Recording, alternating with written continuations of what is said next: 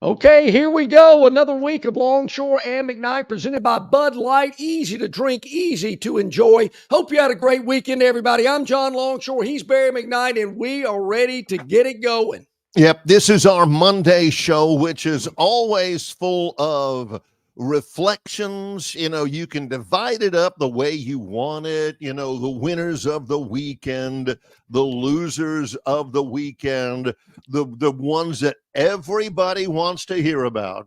How'd the Phantom do? Who won the Dreamland Pick 3? Yeah. Those will have to come a little bit later. So for those of you who are just sitting there, edge of your seat, little patience involved here. Little patience. Yes. But let's start with the winners who feel like losers.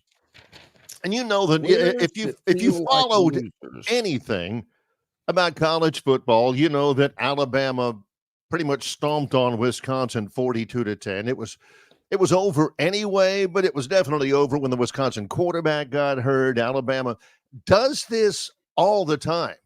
They look sluggish as can be against a middling at best opponent. And then the next week, sure, they go on the road to a Big Ten venue in front of 80,000 screaming fans, and they look like $1 million. Sure, absolutely. Yeah, maybe Alabama only wins 35-10 if the starting quarterback at Wisconsin plays the whole game. I'm not so sure. Are we going to hear that like the Texas Rose Bowl game of 2009? Or actually, the game was played in 10, but it was the 2009 season. Yeah. Right. I just was wondering about that. But, as you would well expect, Barry, I've got a list.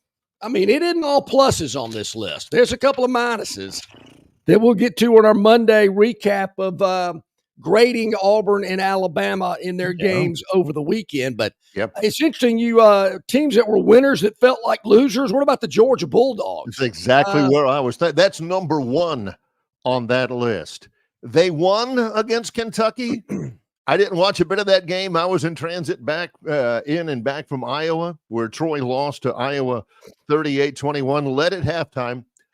But we kept looking at that thing thinking, what's going on? Is it raining? Is it, is Georgia handicapped? Are they only playing 8 against Kentucky's 11? What's going on? Maybe the Kentucky coach should have gone for it on 4th down instead of kicking the field goal or something like that. My wife told me that was a big deal. But, man, they won that game. But there are more questions about Georgia now after the win at Kentucky than there were before, that's for sure. I was a little surprised as well, to put it gently. So was the wife. She just couldn't get it. She actually left. She didn't even watch the ending. She was so disgusted with her Georgia Bulldogs. But, thinking back on it on Sunday, and I'm thinking, did I really see it that way? To me, Kentucky's lines of scrimmage did a really good job against Georgia. They gave them some fits. And Georgia, dropped some passes, had some incompletes, this type of stuff. But, you're just waiting for them to explode, and go on a 2-3 score, little run there, which they never did. And it went, down to the end. I thought Kentucky really played well, and you're thinking, really? After they embarrassed themselves at home the week prior to South Carolina, who beat them bad, for Kentucky to be in that game as they were and to be that close and to give Georgia that much trouble, I was totally surprised. Yeah, Crypto Capstone weighs in. He says, UGA has 0 pop in their offense. They were very fortunate to have a pick 6 overturned with definitely less than definitive evidence to do so. UGA is not who people think they are. And you go down, he says, Bama will roll UGA by 7 to 10 points on September 28th in Titletown. Crypto Capstone, I think if you look, the game's not being played in Green Bay. It's being played in Tuscaloosa this year. I don't know if you saw it on your schedule, or maybe it was a misprint or something like that. But rolling somebody can you roll somebody by 7 points? I don't know. Is that a rolling? Nah, I wouldn't say so. Alabama and Georgia are the only SEC teams that are off this coming week. Go figure. Before they play again. Before they play coming up in a little bit less than 2 weeks. And Georgia, I got to admit, does have some questions. Auburn, my story is you got packed up and got out of Kinnick Stadium in Iowa City and, got everything out to the car and everything. And we're waiting in the line with the buses for the, for the police escort to the airport and all that. And we flipped over to the Auburn game and got to hear Andy and Jason, and Auburn was down 7-3? No, down 10-7. Down 10-7 late first quarter. And you know what I said to my guys I said, Longshore. This is when Longshore wishes Stan White was still on the radio. Oh, we love boy. Jason Campbell, love the guy. He does a really good job. But these moments in some people's mind are what we like to call built for Stan. Well, Bear, you're right. And they're also known as driveway moments. Go get out in the driveway, mix up a nice cocktail, ease the seat back. Maybe if it's a little chilly, put the seat warmer on low, whatever. But just sit there and luxuriate in the Auburn Network's calling of a game that's not going real well for the home team or the away team. Could be on the road. Doesn't matter. Right. But those were some great moments. And I've told the story many a time. My wife would open up the back door, look at me and go, what are you doing? I go, I'll be there in a minute. Just hold on. I just don't worry. Don't worry. Yeah. But Auburn ended up figuring things out behind first game starter, Hank Brown at quarterback, end up outscoring New Mexico 28-6 in the second half. You look at the final, 45-19 Auburn. Don't think they covered, but they did win the game comfortably after sleepwalking a little bit. They took a 17-13 lead into halftime, and I'm wondering what the mindset was of the Auburn fans at that point, and I'm wondering how they feel about it now. Is the new quarterback? He was pretty efficient, really efficient when you compare him to the quarterback start of the week before. Is he a difference maker? Do you think so? I liked him. He's got some weapons out there. I think Hank Brown threw for 4 touchdowns, and almost as importantly, 0 interceptions. Yeah, it's important. None. That is huge, particularly based on the last game when there were 4 interceptions. So 0 picks, that's very good. I might be able to answer that question better after this week's game hosting Arkansas. I think I'm really going to have a good feel for it once Auburn does get to their off week, which is in 3 weeks, but they got Arkansas, Oklahoma, and Georgia in the next 3. That could be a tough haul for the Tigers. And I said it last week. Auburn never again needs to open up the season with 5 straight home games. I thought the crowd Saturday was a little flat. And I predicted it. I said there's going to be a lot of empty seats. Obviously still a little upset about what happened against Cal. But, 3rd week in a row, you're asking us to come back 3 straight weeks, and we got an SEC game the next week. I just don't think that was very good scheduling. I will say this, though, Barry. I don't know what the official attendance was at Auburn on Saturday night. I'm one of these guys that's I'm watching it on TV. I'm looking into the stands. I'm trying to take a gauge of what I think the crowd size will be. He never, ever believes the posted total, the posted crowd total. Ever. Never. And there were some sections, even in the lower bowl, that were a little thin. But I will say this. I was leaving church yesterday and was just, kind of yucking it up with the priest as we were walking out. And he says, John, I want to tell you, I was at the Auburn game last night. I went, wow, really? Were you? Did you get wet? And he said, well, no, I was kind of underneath the overhang. But he said, I got to tell you, I went to a game in Tuscaloosa last year. I went to a game in Auburn this year. And I got to tell you, it's pretty exciting, pretty electric. They really get it going over there at Jordan Hare. And I said, yeah. I said, Bama fans are known to kind of sit on their hands at times. They kind of expect to win and they get kind of lost in the game and don't cheer and aren't as excited as maybe they are over to Auburn. I agree with you. It's a great atmosphere over there. Glad you enjoyed it. And even with a small crowd or smaller crowd, that's the first thing he told me. Never been. He's from England, grew up in England, so he didn't know a lot about football. But even with a smaller crowd, he was impressed with the electricity and the energy with that fan base. And I don't know what it is, but Bama fans can get a little quiet at times. Maybe a lot of those Auburn fans are back on the beam.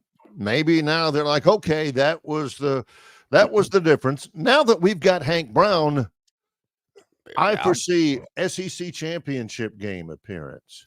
I don't know if I New go that Year's far. bowl game. Ooh. That maybe, just maybe. I've got to give some congratulations to the Iowa Hawkeyes. That was a pretty good trip. Of course, we overate and everything. There's steaks and everything, all that. Everybody is nice as can be. I got to give Iowa congratulations. Troy led Iowa at halftime, 14-10, and the fans were none too happy about it. They ended up, doing what they should have done, which is focusing on the run game. And every one of their offensive linemen is like 6'6", 340 or something like that. Geez. And so they ended up winning at 38-21. I'm not saying anything, not saying it was a difference in the game, but I've been broadcasting Troy football for over 22 years. That is the first game I've ever seen Troy play a team that got whistled for 0 penalties. There was not I don't know if I've seen a game before. Iowa did not get flagged for a single penalty. There were not any flags that got picked up. There were not any flags that were conferred upon and think, no, there was a receiver in the area. There is no foul on it, but none of that. There was 0 penalties called against Iowa. Barry, I wonder how many times that happens in a whole season with all of college football. Yeah. So probably doesn't happen. Now we know in the Super Bowl they don't throw a lot of flags. Playing a perfect game. How many penalties did Troy get? Ooh, I think it was not many. I think 4, something like that. Hey, it sounds like they let them play. They let them play. Now, what I do want to know, Barry, and I saw a photo of it. Tell me what it's like when is it the end of the third quarter or going into halftime? End of the first. Yeah. When everybody waves at the children inside the children's hospital, even the Troy team, the Troy coaches. I saw pictures of the Troy contingent waving as well. Tell us about that. It's the Hawkeye wave. It's been going on since 2017, and it's the best tradition in college football. It's only been going on since 2017 because that's when they constructed right behind the visitor stands at Kinnick Stadium, the children's hospital there. I can't think of the name of it right now, but it's a circular thing, and it is. Think about, like right across the street from Bryant-Denny. Think about the cemetery. I mean, it's closer than the cemetery. Oh yeah, okay. And you've got all of these children that are going through some terrible, terrible challenges in their families and some terrible, terrible struggles and are so courageous. And at the end of the first quarter, I saw it pretty much from pregame, where all of the children that can go to the windows on that side. It's a circular building on that side of the children's hospital. Some of them with, cannulas in their nose, some of them bringing gurneys, some of them just being wheeled to the window. And everybody in the stadium waves to them. On the visitor side and on the Troy side, you have to turn and wave to them. And every Troy coach, every Troy player, everybody in the Troy radio crew, I promise, stood up and waved to them. And some of them had signs that said, wave to Brooklyn or wave to Hugh or something like that. And these little kids, some of them, you can tell are really struggling physically, waving back. And it just meant, it meant a lot to them. Again, some of those kids are going through some terrible struggles, and to have 70,000 people waving in support at you and tell you, that you mean something and that they're with you. I can't imagine a better tradition than that. I was getting tuned up on the broadcast. So it was something. It was something. Yeah, the pictures I saw were really great. I saw Coach Parker waving and several of Troy, had some great photos of the Troy contingent as well participating. That was really, really special. All right, we got a lot going on for you here today. Tom Luganbill, college football analyst for ESPN, will join us at the top of the next hour. Several things we want to let you know about. Make sure to hit the like button.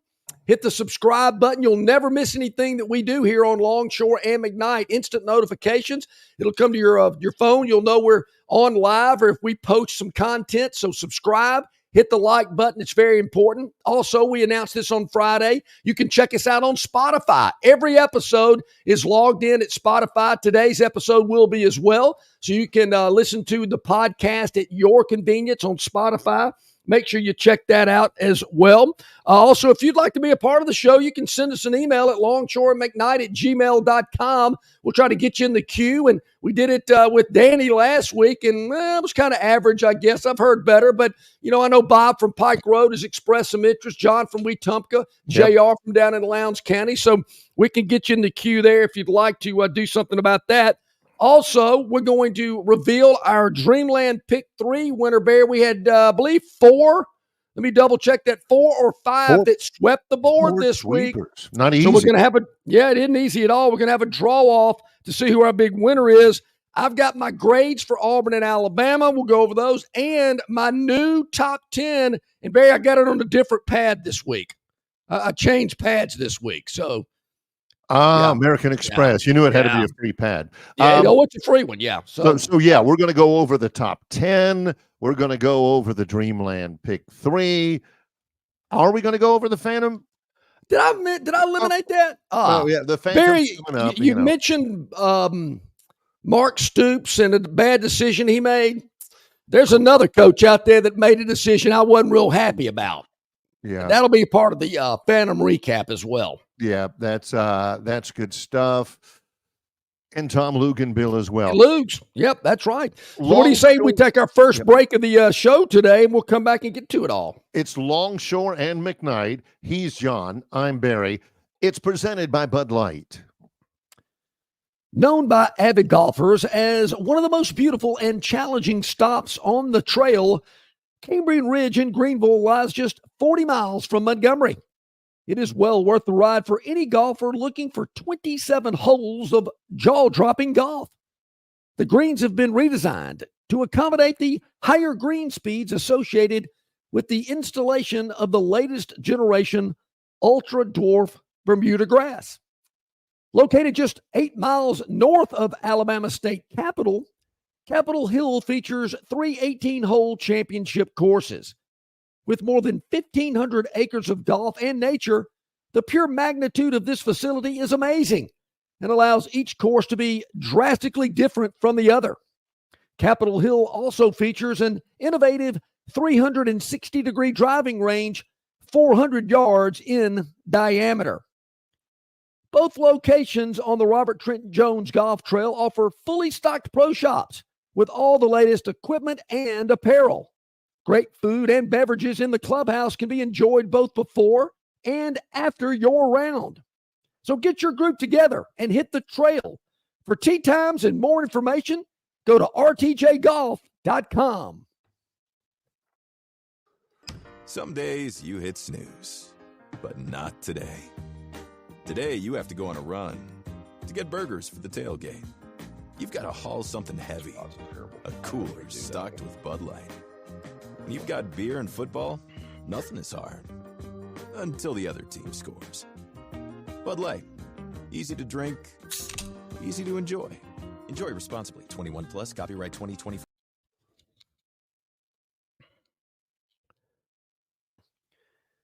Dixie Electric Plumbing and Air rallies for you. No matter the problem, Dixie will tackle it. They're licensed and trusted electricians, plumbers, air and garage door technicians are ready to win for you. From toilets to garbage disposals, circuit breakers to HVAC systems, Dixie never fumbles. Don't throw away your hard-earned money on second-string contracting companies. Score big with Dixie. After all, they are your biggest fan. Visit calldixie.com or dial them up locally at 262-2946. Alrighty, welcome back in, everybody. About 20 minutes past the hour here on this Monday with Longshore and McKnight, presented by Bud Light. Easy to drink, easy to enjoy.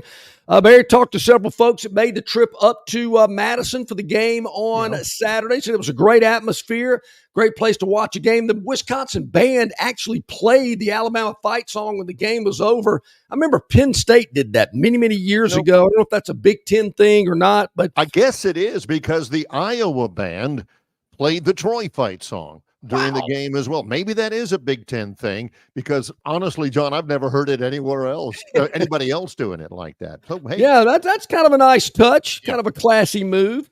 Okay, I got some reports here. I got some grades.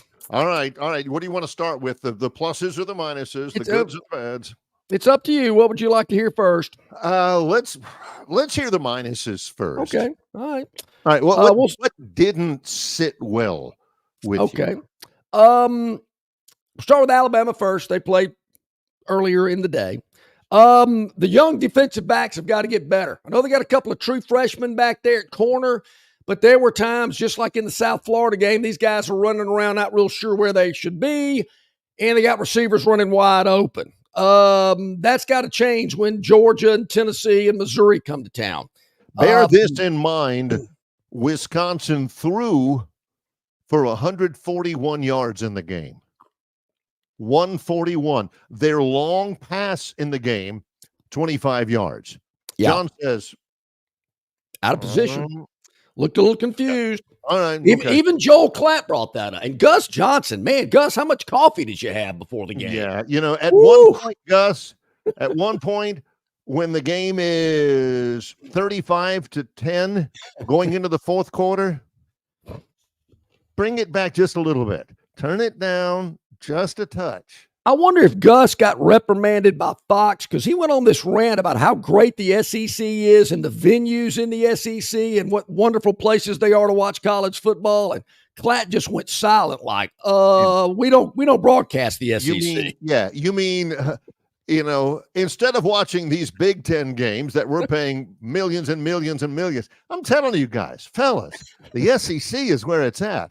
Yeah, I'm sure they loved that. All right, Barry, number 2. There's only 3 minuses this week. Only 3. Defensive line, run defense, not good.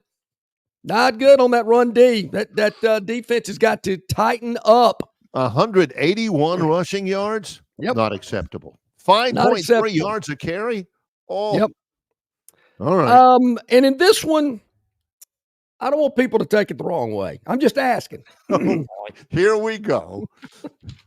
Because I've made several comments about Jalen Milroe. Think he's a great human being, great athlete.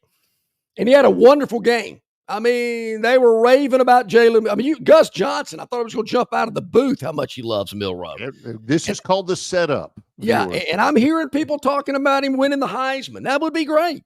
Kind to his mother, helps old ladies across the street, attends church regularly. Sure. Already graduated, working on his master's degree. How about that? Here we go. Is this team offensively too dependent on him? Is there too much revolving around what he can do?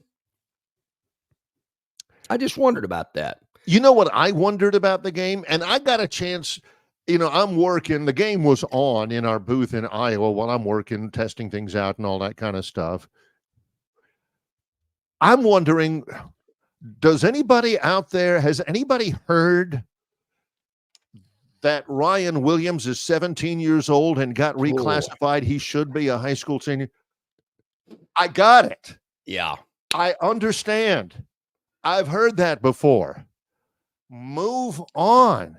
Holy smoke. Yeah, I had somebody ask me about that yesterday as well. I'm with you. Through 3 games, we've heard that enough. Hopefully the off week will stop. But if he catches a big pass against Georgia, it's coming. Oh, yeah. 17 that's the first thing that's coming out of Fowler and Herb Street's mouth. Oh, yeah. But I thought the offensive line played much better. They've got, obviously, the group out there they want in the right positions. O-line had a really good day. I agree. They got healthier, knew it would make a difference, turned out making a big difference. Yeah. Maybe Bob against a team that is no slouch. on the line of scrimmage. Maybe Bob from Pike Road got in their ear and told them how the O-line needed to step it up. We'll see. That would do it. Oh, this is one of the parts of the game I really liked. And if you're a Bama fan, you really got to like this. It was about 40 seconds to go in the game. I think maybe Wisconsin missed a field goal or something like that. But Alabama didn't sit around on the ball.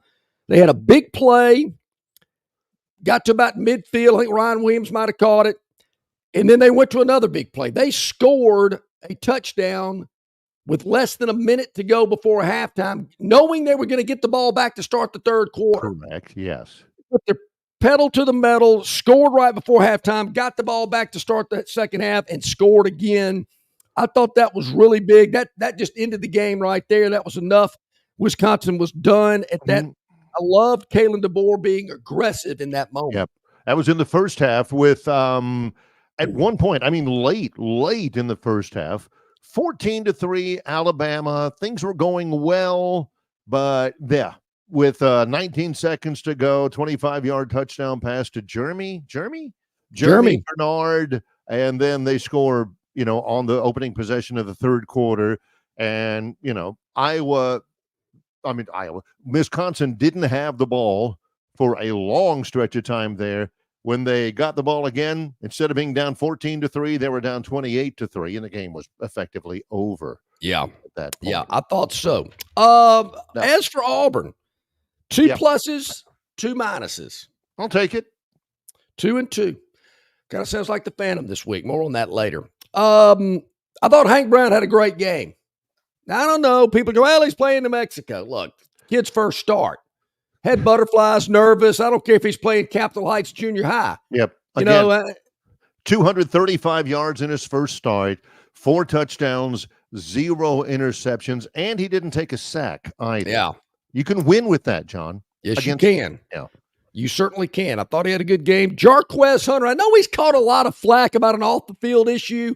I know Danny from Margaritaville's harped on that a lot over the last year or so. I understand he got a text from Shannon Sharp. Wow. Saying, hey, man, it'll pass. It'll die down. Yeah. Didn't Rob Lowe get caught on a video years ago in Atlanta at the Democratic Convention? Look at him. He's hosting game shows now. Yeah. Yeah. What the heck?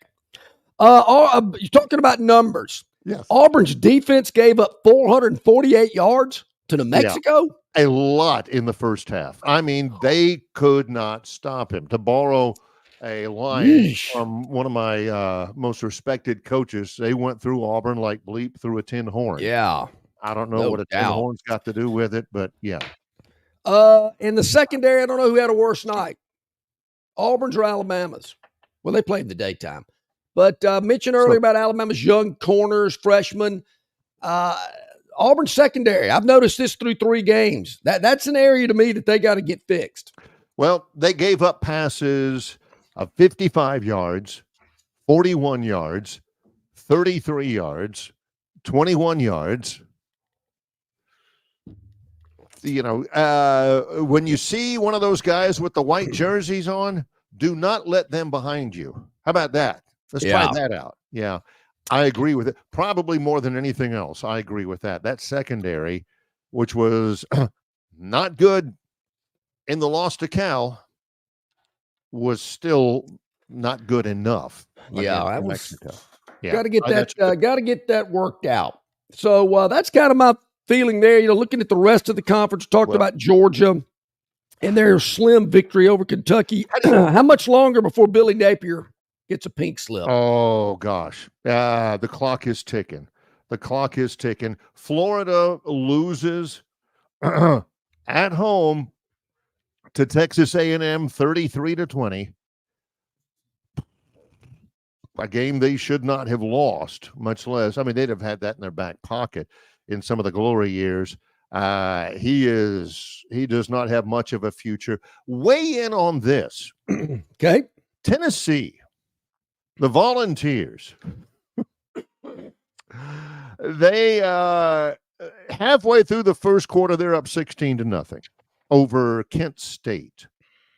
Here's a spoiler for you. Tennessee ends up beating Kent State 71-0. Okay. So it was that kind of a game. How about this? Tennessee leading 30-0 in the first quarter. They score a touchdown with like 3.5 minutes to go in the first quarter. First quarter. They're leading 30-0 in the first quarter. My guy, Josh Heupel, onside kicks and recovers it. And they score a touchdown with 4 seconds left in the first quarter. Not the first half.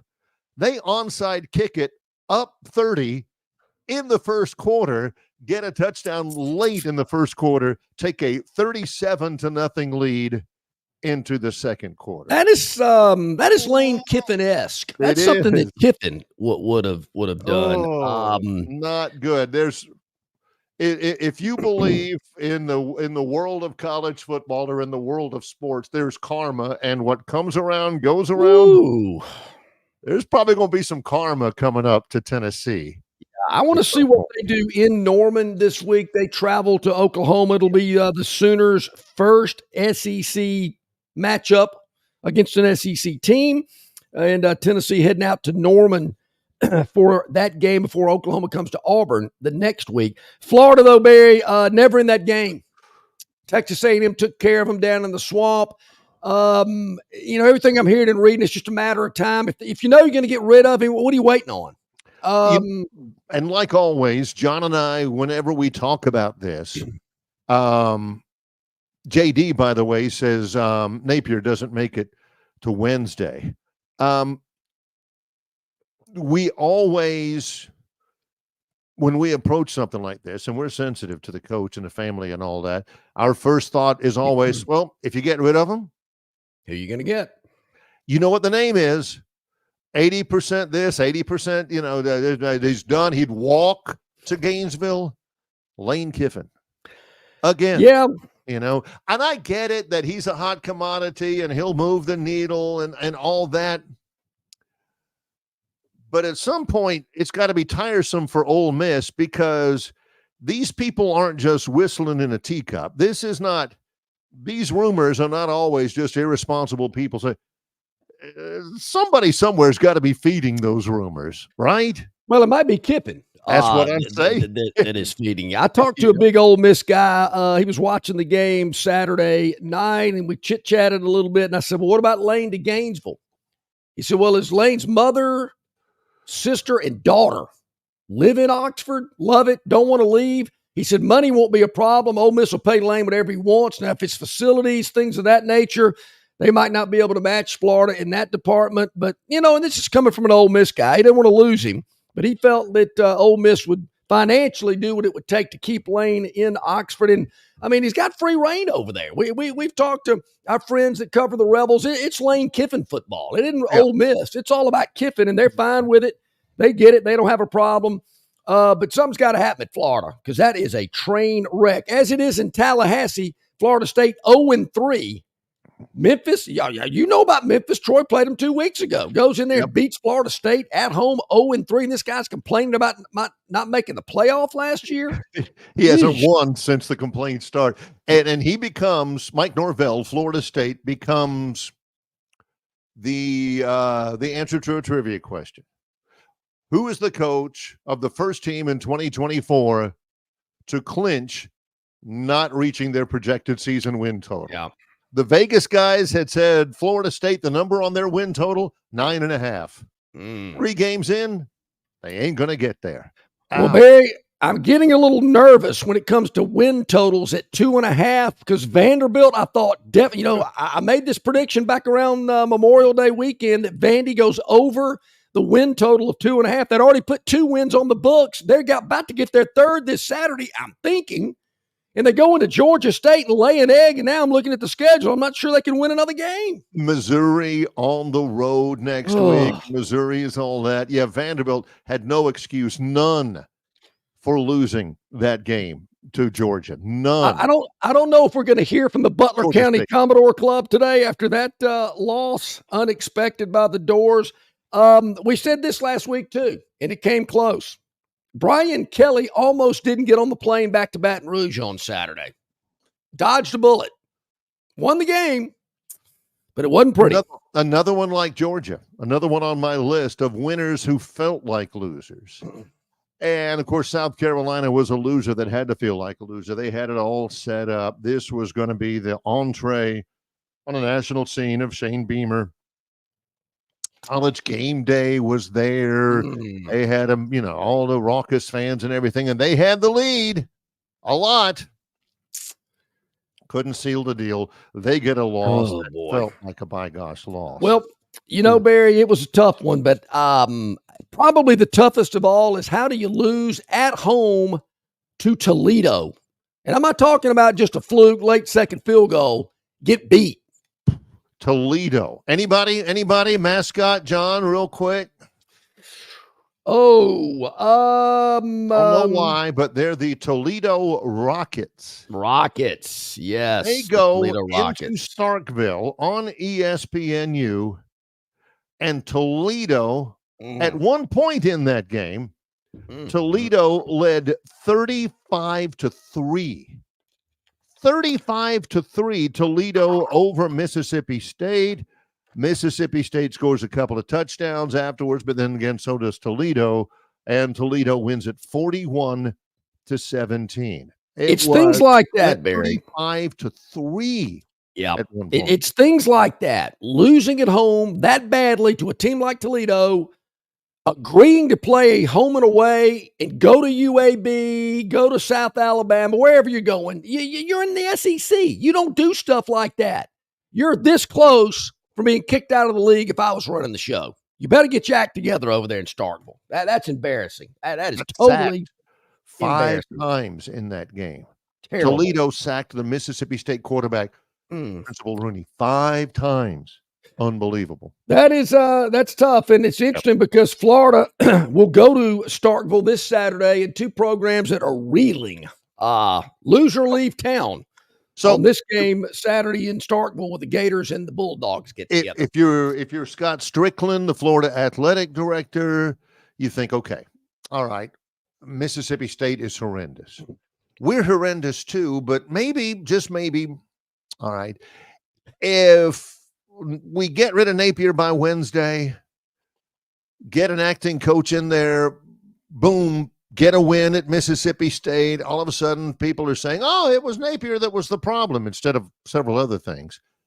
Or, people are in on Napier, and he wins against Mississippi State, and all of a sudden people are saying, hey, all right. Yeah. We're back on the beam. We're in for Billy Ball now. Let's go. If you're going to make the change, John, the week of the Mississippi State game is a pretty good week to do. Well, Florida's off. Excuse me. Florida's off the week after. Maybe that's when they make, particularly if he loses, they'll make the change then, but I can't see, even Florida, I can't see them losing to Mississippi State. Hey, when we get back, Terrence has asked some really good questions about my top 5 SEC teams, the top 5 for Barry in the Sun Belt. We'll go over that as well. Also, JR's got a great chat about some NFL action yesterday. Dennis Mitchell's with some great questions. Even our man Robbie from Greenville has chimed in today as well. That's our River Region Straw chat line. You can get in on that as well. Yeah. When we get back, we'll revisit. I'll tell you what the Phantom did. We'll tell you who our pick 3 winner. We'll go over this week's top 12. We got a lot going on today, and Tom Luganbill at the top of the hour. I was this close to wearing my Jaguars jersey here this morning, this close. And as you see, I'm wearing a blue Columbia fishing shirt. I couldn't find my Saints hat, or I would have worn that. It's 38 minutes into our first hour. Let's take a break. Longshore and McKnight, presented by Bud Light.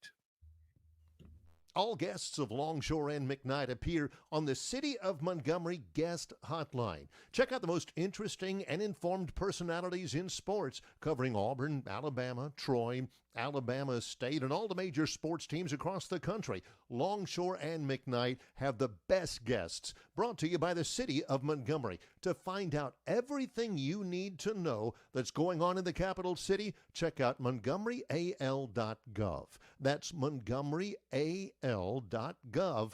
The City of Montgomery, the capital of dreams. Hi, this is Benji with Marguerite's Exquisite Jewelry. Guys, this is the time to shop. The holidays will be here before you know it. Our cases are slam full, so take advantage and lay away for Christmas now. We have a full repair shop and design shop. So if you dream it, we can make it for her. And if you need any repairs, we have an in-house master jeweler. At Marguerite's, we make it. We really make it. At Marguerite's, we are open 7 days a week. Come see us at the Preparatory Shopping Center, 8163 Vaughn Road, Montgomery, Alabama, right by Chatty's.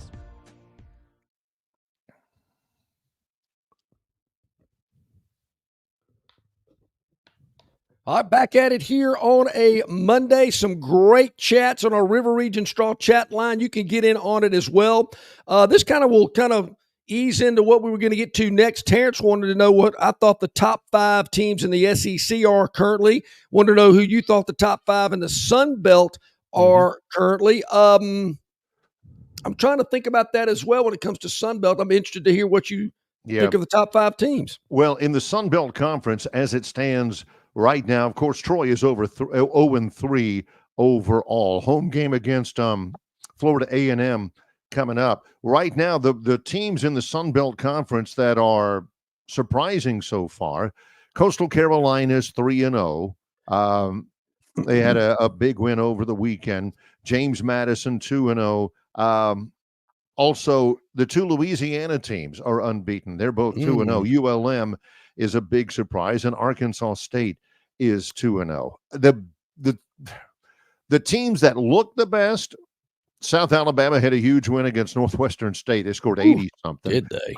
Right now, I'll go top 3 in the Sun Belt because it's still way too early. Coastal Carolina, James Madison, and even though Appalachian State took a loss, I got them at 2-1. The East is very, very heavy right now. It's top heavy in the East. I'll go those 3 plus Louisiana. And I got to throw ULM in there just because ULM has been so bad for so long. And their quarterback's name is General Booty, who's the transfer from Oklahoma quarterback, General Booty. Guys, you got to give him a couple of brownie points for having General Booty. Is he related to Josh Booty? I think he is. Yeah. I think he is. I don't know a lot of the Booty family. I don't know the Booty family tree. Is it Booty or Booty? Because I've heard it. It's Booty, like call, you know. Yeah. So when he walks out onto the field and they play a little Casey and the Sunshine Band, shake your booty? Shake your booty. His first name is General. General Booty. Josh Booty played for LSU, and people gave him a hard time for his last name. General Booty. General Booty. Yeah. I like that. Yeah. That's a good one. They said that he was really, he was been promising ever since he was a little booty. Yeah. So that's right. I don't know. Hey, does baby have back or what? I don't know. But anyway, so those are my top 5. But again, it's very, very early. It's very early. Terrence, I would like to know, what concert are you at? Your picture here on your chat, there's obviously, is that a wrestling match or a concert? I see the lights in the after back. Alabama scores a touchdown. Have you seen that? Good gracious. Yeah, that is kind of so. Yeah. Terrence, let us know where you're at in that photo. All right, my top 5 SEC teams. I guess I can just go ahead and reveal my top 12 for this week because there are a lot of SEC teams in it. Okay. I've still got Texas in the number 1 slot. I had them there last week. They have not moved. I still think they're number 1. Arch Manning got to play last week. He looks pretty good. There's even people out there talking about him winning the Heisman Trophy. Quinn Ewers left with an abdominal strain. Mm-hmm. There's been a lot of that going around. And Arch Manning, he looked terrific. Not just good, not just serviceable. He looked amazing. Kind of hard to see how you keep him on the bench. That's tough. Even though Ohio State didn't play, I got them moving up a spot to number 2 because Georgia looked so bad. I got the Dogs moving down a spot to number 3 from last week. So Texas, Ohio State, Georgia in my top 3. Then I got Alabama in the 4 spot, moved them up 2, going on the road to the Big Ten and winning as convincingly as they did at 4. I got Tennessee still at 5 because I don't think they played anybody last week, but they have impressed me so far with how many points they've been able to put up, particularly against NC State. We'll know more about Tennessee this week when they travel to Norman. I got them at 5. I got Ole Miss dropping 2 spots just because of what I've seen Alabama and Tennessee do, and I want to see Ole Miss play somebody that's actually pretty good. Furman, Middle Tennessee, and at Wake, not strong. They got Georgia Southern this week before they host Kentucky, and then they're at South Carolina. I mean, Ole Miss has got a really weak schedule. I didn't realize that. Jeez, it's a cakewalk through October for the. It really is. It's just embarrassing. I mean, their whole schedule. They got Georgia early November, and that's about it. So got a really interesting, easy schedule. I got Missouri up a spot from last week to number 7. Going to talk more about Missouri in a moment. Yeah, they look good. I mean, they look good. They played some decent teams, Boston College. They look good. The problem with Missouri is people don't have much of a body of evidence with them over a year, although they have been quietly okay in the SEC. 2 championship game appearances. They were, I think, a 10-win team last year. They look good. As a matter of fact, they look good enough to where if people aren't thinking Lane Kiffin for the Florida job, they're thinking Eli Drinkwitz. Yep. For the Florida That's a good job. one. That's a good one. So I got Missouri up a spot from last week. That means Penn State goes down a spot. Still like Penn State, but I like Missouri a little bit better. I got Southern Cal at 9. They moved up a spot. Miami moves up a spot to 10. Utah moves up a spot to 11. So who dropped 3 spots? Oregon. I know they beat Oregon State pretty bad, but I'm still not sold on Oregon yet. They've kind of gotten out of the gate slowly this year. They just don't seem to be, I hate to say it, they just don't seem to be playing hard. You know, Yep. I want to say maybe without Bo Nix and that panache, that cachet, there's no flash with Oregon. They have gone from a team that can strike from anywhere into just kind of pedestrian to this point. They're good, and I agree with John's rating of them. They've got upside, but there's something amiss a little bit there. I believe there is. And they're about to get into their Big Ten schedule, so things are going to get a little tougher for the Ducks. So there you have it. There's my top 12 for the week. I got it on a new pad this week. Actually, I don't want to say I stole this, Barry. It was from a airport lounge, but I thought, I need a new pad to write stuff on. So I just kind of, I don't know, thought I'd take it. That's the reason why they do that. So people will steal them. Same thing with pens. Yeah. We if I was like the president of a bank or something like that, I'd get all of my pens. I'd put them in the church pews everywhere. Yeah. Free advertising. That's right. I've waited about 47 minutes to get into this. And JR, our friend from over in Lowndes County, knew it was coming. He got into the chat room about 7:25 today, and JR, I love you, man. I know it was tough for you yesterday. No, it was tough. We were watching a game at my buddy Gunner's house. It was funny because Gunner's a huge Browns fan. I'm a Jags fan. They were playing together in Jacksonville. Cleveland wins it. Trevor Lawrence takes a sack in the end zone. Anyway, so yeah, that did. But also he had another TV going for Saints Cowboys, and my wife Dee is a huge Saints fan. Dee is already checked in on the chat line with her. I saw that. Who dat? Yeah, she had love it, Dee. Good job. Jersey and it was like, somebody's got it. She said, it's like, am I dreaming?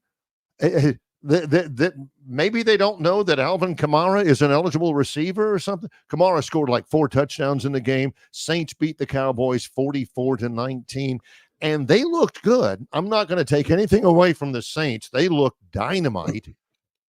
But what's up with the Cowboys? Yeah, there's the little lady. Yeah. What Cowboys?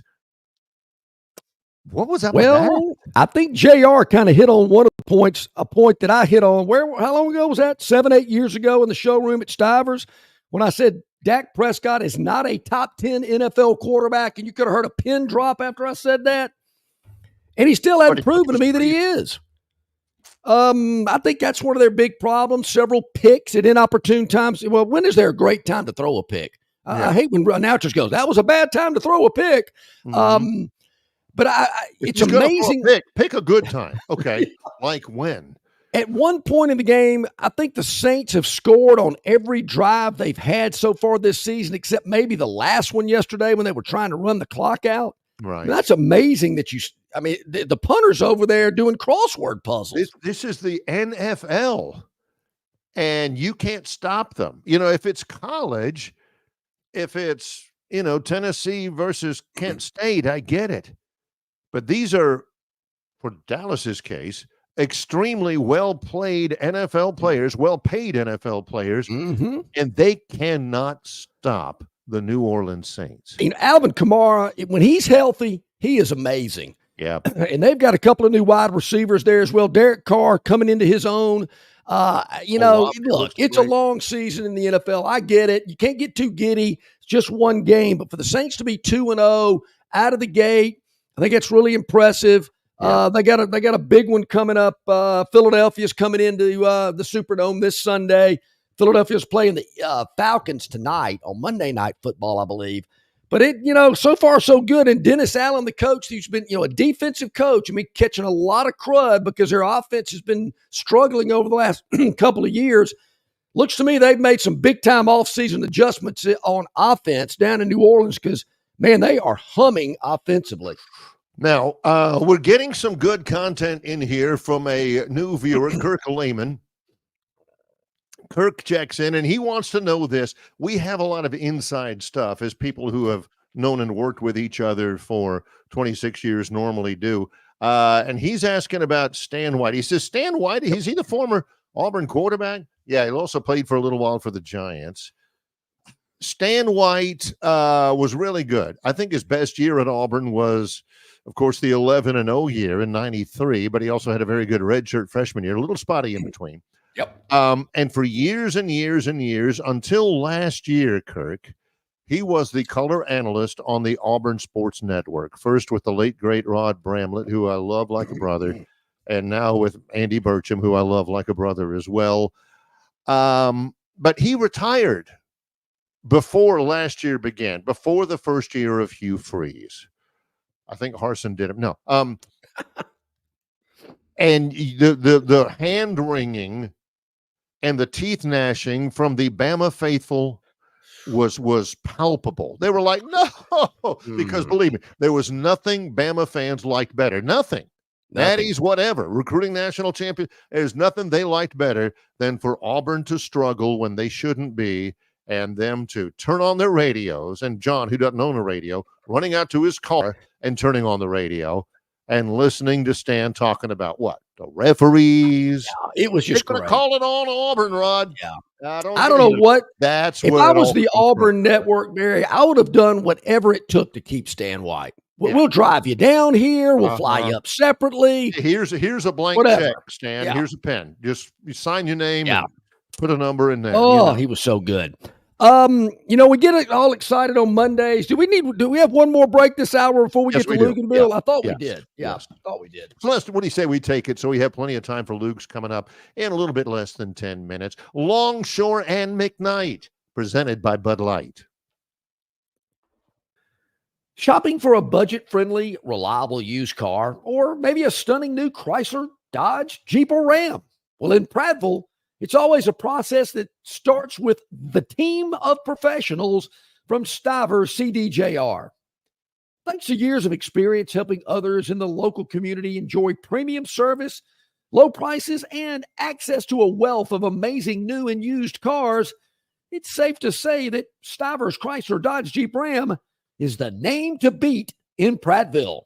But hey, just don't take my word for it. Experience the Stiver's difference for yourself. Prices that will not be beat, a huge inventory, and knowledgeable, helpful sales associates. See why so many happy car and truck buyers shop at Stiver's CDJR, where price spells cars and trucks on Cogsford Road in Prattville. In sports, if you think joy only happens after you win, think again. Look at the world's most successful athletes like Serena Williams, Brooks Koepka, and Alex Morgan. They don't spend all their days grinding away. They take time to enjoy themselves, like getting together with friends over a Michelob Ultra, because they know that happiness is the key to winning, and that joy is the whole game, not just the end game. Michelob Ultra. 95 calories, 2.6 grams of carbs. It's only worth it if you enjoy it. Enjoy responsibly. AB Michelob Ultra Light Beer. Some days you hit snooze, but not today. Today, you have to go on a run to get burgers for the tailgate. You've got to haul something heavy, a cooler stocked with Bud Light. When you've got beer and football, nothing is hard. Until the other team scores. Bud Light. Easy to drink, easy to enjoy. Enjoy responsibly. 21 plus, copyright 2024, Anheuser-Busch, Bud Light Beer, St. Louis. Okay, we're back at it here, getting close to the top of the hour. Tom Luganbill, ESPN college football analyst, going to join us here in a few minutes. Heard a little of Luke's program yesterday afternoon. Always enjoy that. You know, they loop that. It's kind of like us all day. I think they do it live from 8 to 11, and it loops all day. And I always enjoy listening to Barrett Salee and Tom Luganbill on college sports on Sirius. Great stuff. Yeah, if you get the chance and you're watching us now and you're thinking, man, this is great stuff. For instance, I'm going to miss the Luganbill segment, but I'm going to be, and I can't watch it because I'm going to be on the road the rest of the day. Well, here's a pro tip. Download Spotify. Yep. Okay. I did it. Actually, I did it last Friday during a commercial break. Downloaded it, logged in, and all that kind of stuff. And you can check out every one of our shows. You can go back to our very first one and listen to them all. Whew. You talk about knowledge? Yeah. Check out Spotify. When you download it, just search Longshore and McKnight. Make sure you follow it or like it or whatever you need to do to where you make sure you get the content. And it's right there for you. A new feature, one of several that we'll continue to add in to our program as we get ready for Tom Luganbill in the NFL. We watched last night, a long road trip, so I got back and kind of chilled out at home, and we watched last night Bengals and Chiefs. Did anybody doubt when the Bengals were up 25-23 late? No. And they were facing what, 4th and 16, that they were going to get it done? You mean that late flag? Yeah. Well, yeah, we did this. You did this in the backyard as a kid all the time. No, sure. After you ran the pick play off the birdhouse to get open against it. We did this all the time. I'm a play-by-play guy. I did play-by-play. Here goes McKnight on a fly pattern. The ball is incomplete. But there's a flag, and sure enough, that's what happened. 4th and 16, Mahomes airmails one, game over. All the Bengals have got to do is just take a knee, and they get a big win at Arrowhead. But no, flag on the play, pass interference, automatic first down, couple of other plays, and Harrison Butker kicks a 50-yard field goal. Chiefs win. And Joe Burrow, the look on his face. And again, another question. This is Ryan Williams-esque. Did you know Ryan Williams is actually 17 and he reclassified? He should be a high school senior right now. Has there been a touch by Travis Kelce this year or last where they haven't shown Taylor Swift in the box? Yep. Enough. Okay. I know they're going to do it because she's multi-million-dollar platinum seller, most popular person on the planet, not named Tom Luganbill. But enough of Taylor jumping up and around and all that kind of stuff with unnamed friends. Oh my gosh. Oh, I know it. Travis. But the NFL loves it. They absolutely love showing that. It gets the female audience. Oh, when are they going to show Taylor Swift? I've seen enough of her. Don't need to see her. What I do need to see is our man Tom Luganbill, college football analyst for ESPN, joining us today. Brought to you by Riverbank and Trust. Experience the Riverbank difference with locations throughout the river region, locations throughout the state of Alabama. I've been banking with Riverbank. Well, gee whiz, it's as long as they've been here, almost 20 years. Great professional bankers that'll help you out with any type of financial need or situation, personal or business banking. They handle it all at Riverbank and Trust. Welcome in, Tom. How are you doing? Good morning, guys. I am fantastic. I tell you what, I was thinking about putting a little Snoop cam in my living room so that every time I make a broadcast call on Saturday night, they can very quickly flash to my wife sitting on the sofa and see what her response is to my commentary. And we'll go ahead and we'll do that about every 2 to 3 plays, right? Yeah. We'll span it over a good 3.5 hours. I bet everybody really, really enjoy that. Yeah, if she has a few platinum selling albums, then I think it's in, Tom. Well, if she did, I wouldn't be doing this. That's one of the things. If anything that you said last week resonated with our viewers, it was when you went over your daily schedule and what it looks like for you every day. Like, holy smokes. What did this past week, what were the best things? What were the things that impressed you the most about the college football experience for you over the weekend? Well, a weekend like that is always the weekend where everybody says, oh, there's no good matchups. There was only 2 ranked opponents in games the whole entire weekend, right? So you have one Friday night, one Saturday. I think that when the LSU game and South Carolina game was as advertised. I kind of felt for South Carolina a little bit because had they not gotten their quarterback hurt, I think they could have pulled that off. They were playing as the better team. And I think that affected their passing game in the second half because they went to Robbie Ashford and you didn't have the same confidence level to perform there. I really thought the Missouri-Boston College game was a lot of fun to watch. I still don't know if we know how good Missouri is. I think they're good. Do I think they're the 6th ranked team in the country? No. I think Boston College is actually pretty good and kind of self-destructed in about a 5-minute span there in the second quarter. But it was I kind of half expected that because it was one of those weekends where everybody says, oh, the games aren't great, that something like really bad would happen to somebody, right? You'd have some upset that shouldn't have happened and, a Notre Dame, Northern Illinois type of deal. And then it never materialized. And then I think the most fun part of the weekend probably for me was to see Arch Manning get a healthy dose of playing time.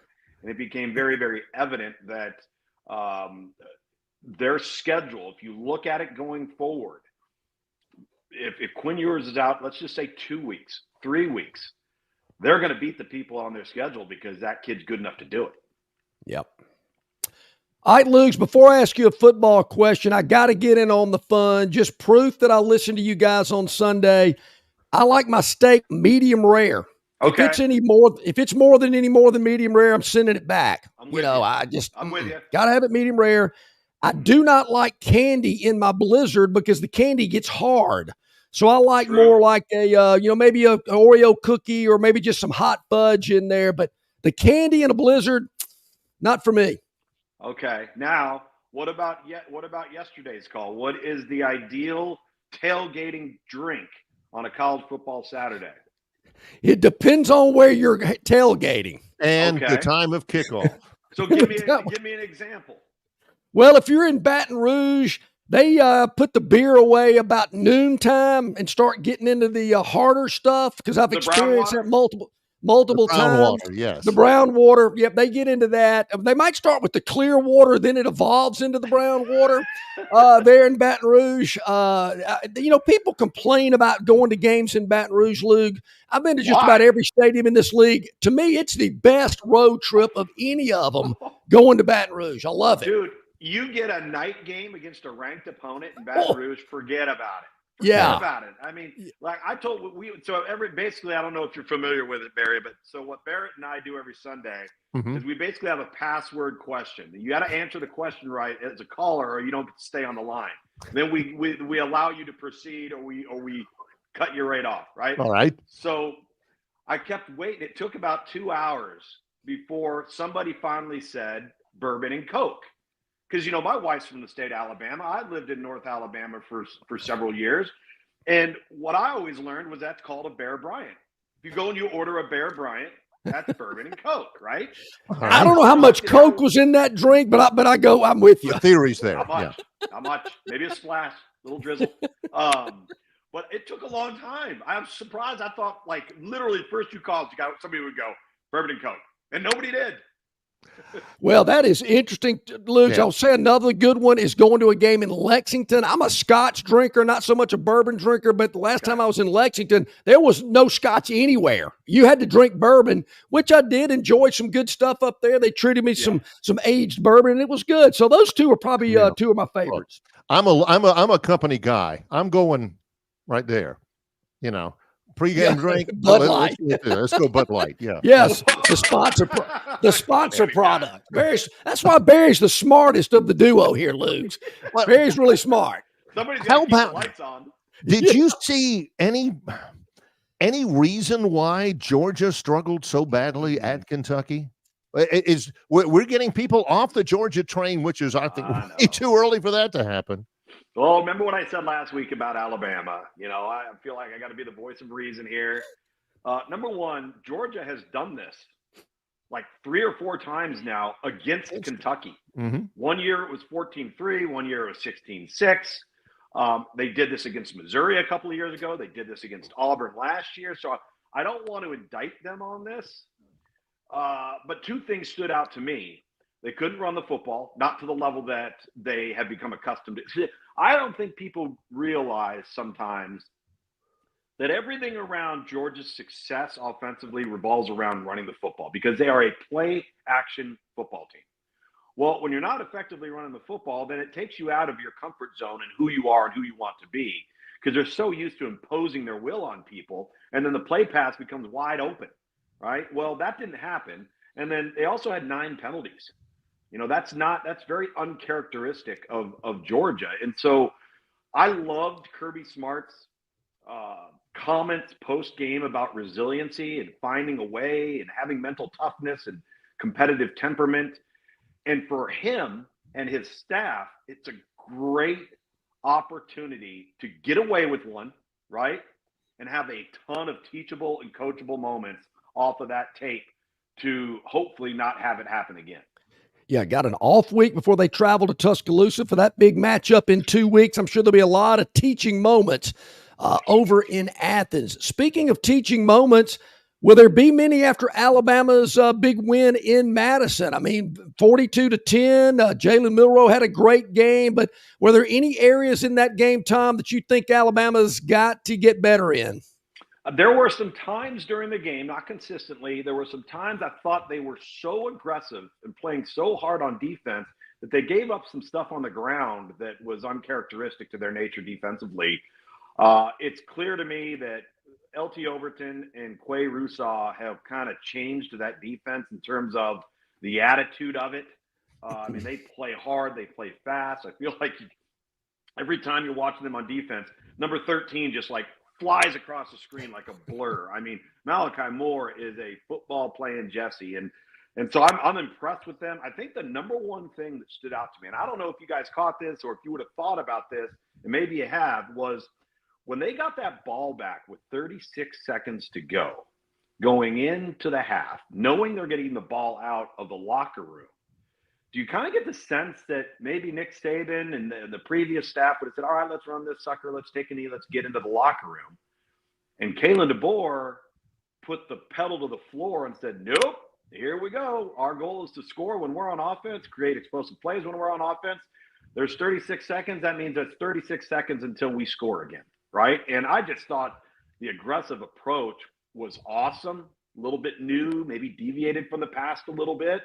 And kind of gave Alabama's offense its own flavor with the new leadership. Tom, you had Maryland and Virginia. Maryland wins that by 2 touchdowns in Charlottesville. Can Maryland contend in the Big Ten? If they do not have self-inflicted wounds, yes. But they're not good enough to overcome that stuff like they did against Michigan State, and they didn't overcome it there either. Mm-hmm. But if they play clean football, Yeah, they are. And Virginia completely crumbled in the second half of that football game. I mean, just absolutely fell apart. And credit Maryland, they actually played their best football in the second half, and they closed out the game. They've got a wide receiver in Ty Felton that is, whew, I mean, he is really, really good, leading the nation, I think, in receptions, yards per reception right now. So yeah, they can be problematic, but I just thought Virginia at home did not play the way they played the previous few weeks. Yeah. Somebody else that hadn't played very well is Florida State, 0-3, losing Saturday to Memphis, a team Troy played a couple of weeks ago. Barry, certainly familiar about Memphis, but man, 0-3, what in the world's going on in Tallahassee? Doesn't it seem like we're just seeing every week is the same thing on a reel, just over and over and over again? Can't effectively run the football, can't effectively stop anybody on defense, turn the ball over, and the quarterback can't make routine plays. I mean, it's like this record that we just keep replaying every single week. And I think the concern for me is, and this may be one of those transfer portal fatalities, if you will. And, you know, Mike Norvell and the staff had done such a good job resurrecting that program through the transfer portal by being right on so many guys over the last 3 to 4 years, and they're wrong this time. And at the end of the day, you bring in a bunch of different pieces, and I think the quarterback piece was ego-driven. Because there is nothing in the sample size of what DJ Uiagalelei has done to this point that would ever lead you to believe that he's the catalyst to get you over the hump. Like I was texting with somebody the other day watching that game on Saturday going, Dabo Swinney went 11-2 with this guy. That's the coaching job of the century when you watch DJ Uiagalelei. And so I don't know if Mike Norvell said, hey, well, if we get him, we'll fix him and all of those sorts of things. Again, ego may be involved there, and it's backfired on him. And the problem is when you bring in a bunch of different people and there's money involved now through name, image, and likeness, and things aren't going well, what do those people do? How does the locker room get affected? What is your chemistry and your culture like if there isn't an adherence, a loyalty, and a devotion to the program? Because everything else is involved for you individually. And that would be scary for me. I think that's one of the scary downturns of name, image, and likeness in the transfer portal. It's kind of like Nick Saban said a couple of weeks ago on Game Day. He goes, you can pay everybody you want, but if you pay the wrong ones, you're SOL. Yeah. Let me ask you about this. Speaking of transfer portal quarterbacks, walk me through the logic as you see it of this. A week and a half ago, DJ Lagway throws for about 460 against Samford, and he comes off the bench in favor of Graham Mertz in their listless loss to Texas A&M. What's going wrong there for Billy Napier? Well, the decision, I think, from an optics perspective, further hurt, Billy Napier. Because, listen, I know A&M is not Samford and vice versa. I know that. But what you saw against Samford showed signs of life. There was excitement. There was this quarterback out there that looked like a combination of Anthony Richardson and Jalen Milroe, and he's a freshman, and he showed some real flashes. And now you, as a coaching staff, you sit there and say, is he ready for this against Texas A&M? And maybe they felt like the upperclassmen and the maturity with Graham Mertz gave him the best chance to consistently move the ball. But I just think optically it was a really poor move for Billy Napier. And the thing that's concerning to me when I watch Florida is I understand when you're trying to establish a program and you're stacking building blocks and you have benchmarks that you're trying to hit, and you're creating a foundation and a culture and a chemistry and all of that. But they're not showing improvement in any areas. In fact, in many areas, it looks like they're regressing. I can understand if you're going out and you're struggling a little bit, but man, that part of your game looks really good. Or boy, they were really good at this part of the game, or they did this really nicely. We're not seeing that. We're not seeing incremental improvement or even little tiny spots of improvement. And that probably is what has Billy Napier and the Florida fan base just beside themselves.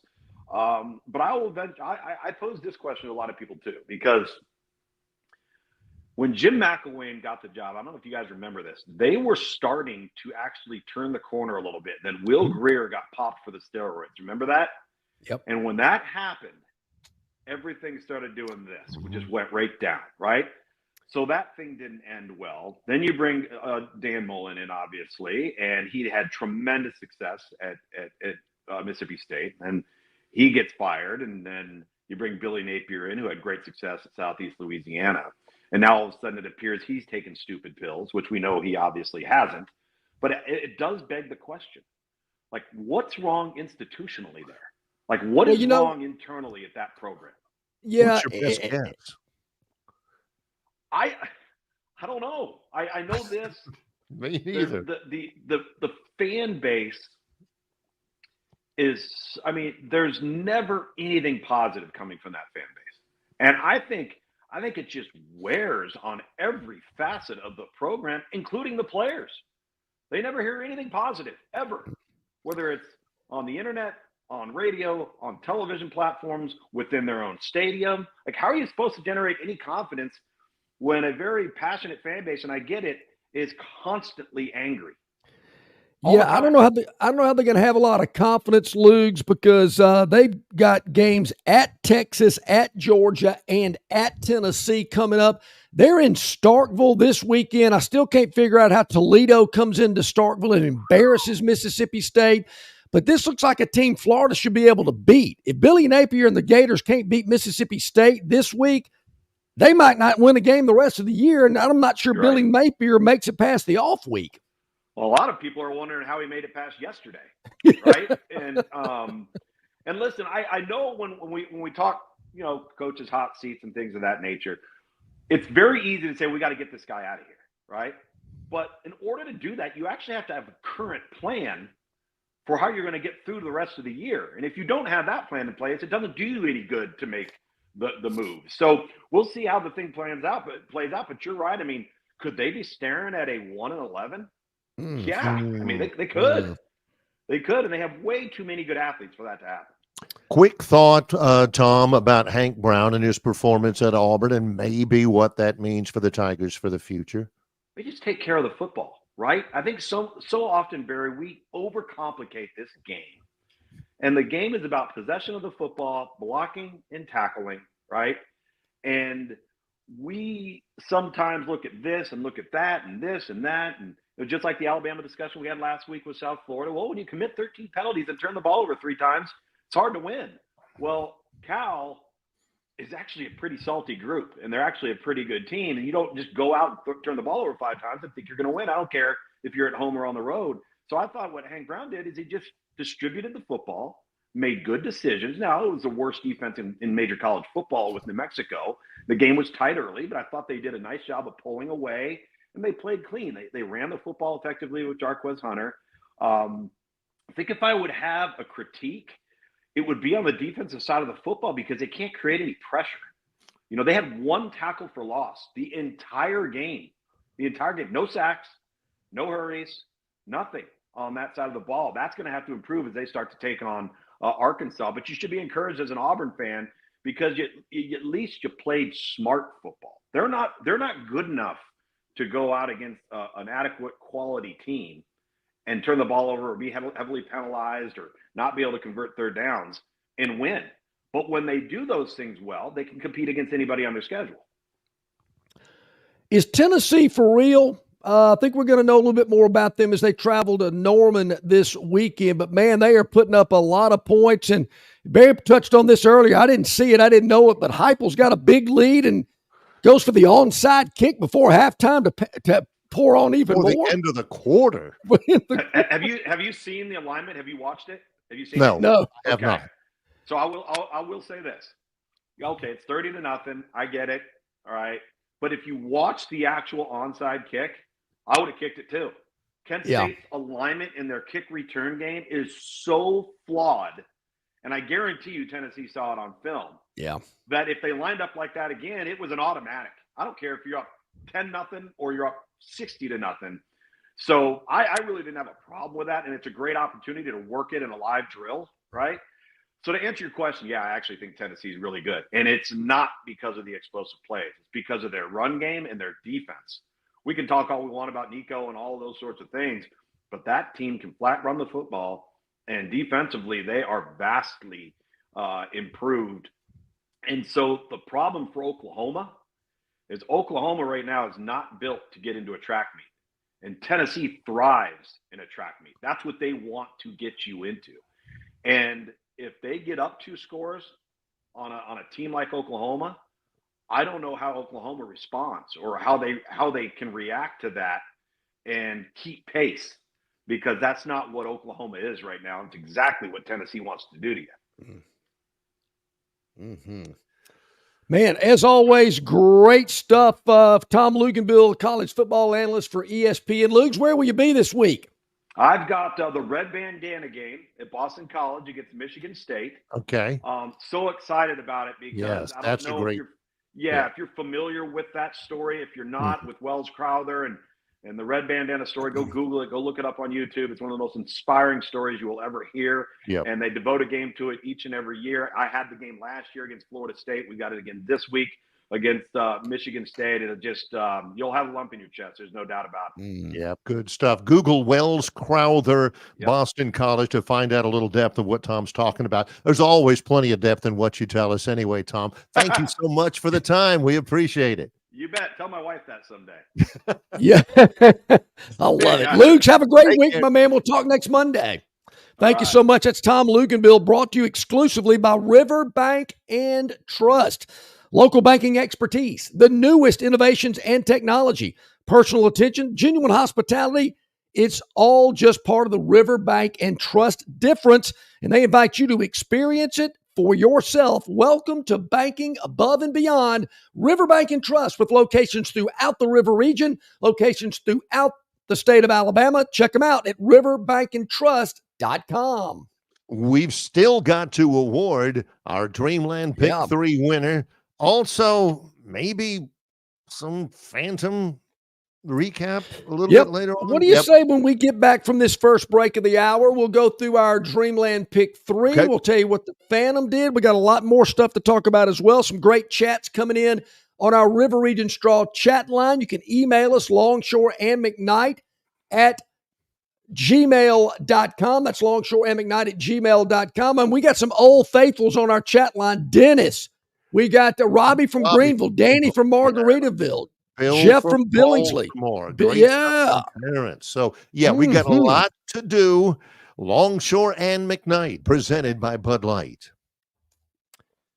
Known by avid golfers as one of the most beautiful and challenging stops on the trail, Cambrian Ridge in Greenville lies just 40 miles from Montgomery.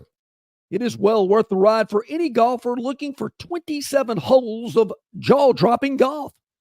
The greens have been redesigned to accommodate the higher green speeds associated with the installation of the latest generation ultra-dwarf Bermuda grass. Located just 8 miles north of Alabama State Capitol, Capitol Hill features 3 18-hole championship courses. With more than 1,500 acres of golf and nature, the pure magnitude of this facility is amazing and allows each course to be drastically different from the other. Capitol Hill also features an innovative 360-degree driving range, 400 yards in diameter. Both locations on the Robert Trent Jones Golf Trail offer fully stocked pro shops with all the latest equipment and apparel. Great food and beverages in the clubhouse can be enjoyed both before and after your round. So get your group together and hit the trail. For tee times and more information, go to rtjgolf.com. Phoenix Physical Therapy is ready to help patients recover, recharge, and rise. They develop a customized therapy plan for each patient to get them back to enjoying their favorite activities. Their experienced team is committed to providing exceptional care in a professional environment. Whether you're looking to prevent or treat an injury, recover from a recent illness, or recuperate from surgery, schedule an appointment with the clinic and take advantage of their physical therapy, athletic training, workers' comp, and employer solution services. Experience elevated physical therapy care today. Call Phoenix Physical Therapy at 239-9316. That's 239-9316. All right, here we are back at it on a Monday. Glad you are with us here. Longshore McKnight, presented by Bud Light. Easy to drink, easy to enjoy. Don't forget, we announced it on Friday. All of our episodes are on Spotify. Today's show will be on Spotify as well today. So if you like to listen to us at your convenience on a podcast, that's a great way to do it. Check us out on Spotify. Of course, we're looping all day on YouTube. You can watch us anytime you want to. You can listen on your iPhone, your smart speaker, through your Bluetooth in your car. We had somebody earlier today ask us about that. I want to say it was an Auburn. Yeah, Shane says, I'm looking for ways to listen live. I've always used iHeart. Spotify don't play y'all live. Bummer.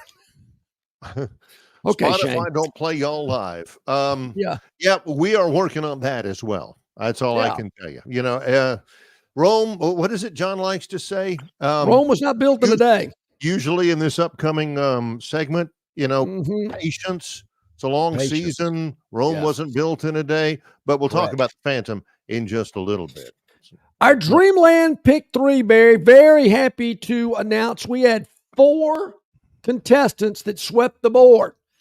Now, I got to tell you, it takes me a while to go through this on Sundays, particularly when there's NFL action, because I have to wait for the NFL games to complete. But we had a lot of people that got in on our Dreamland Pick 3 this week. We really appreciate that. Went through them all.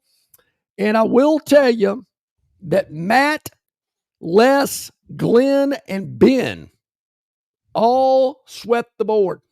4 board sweepers. Matt, Les, Glenn, and Ben. Okay. And it doesn't have anything to do. We just take them as they come. Yep. It doesn't have anything to do with all of those names are easy for John to pronounce. It's just, monosyllabic names don't really play into it at all. Really. No, it doesn't. I thought that was interesting, but you're right about that. So what we do here is all of the board sweepers go into, actually it's this time it's in a styrofoam cup. Couldn't find a hat that didn't have a hole in it. So I've got a styrofoam the Braves cup. hat's been retired. The Braves hat didn't make the move with us. So I've got the cup. I've shaken them up. I've put balls of paper together. And here's who we've got. Well, come on. Here we go. Right. And our winner is Les.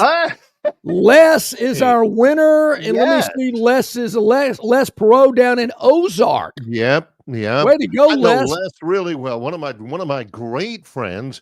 I was actually talking with a buddy of his on Saturday morning, and he said, "Look," he said, Les tunes you guys in at 6:59 every morning. Oh, awesome. Reminds all of his friends, hey, Longshore and McKnight are about to be on, or hey, don't forget today is the day for the Pick 3. He is a true ambassador of the program, John. Thank you.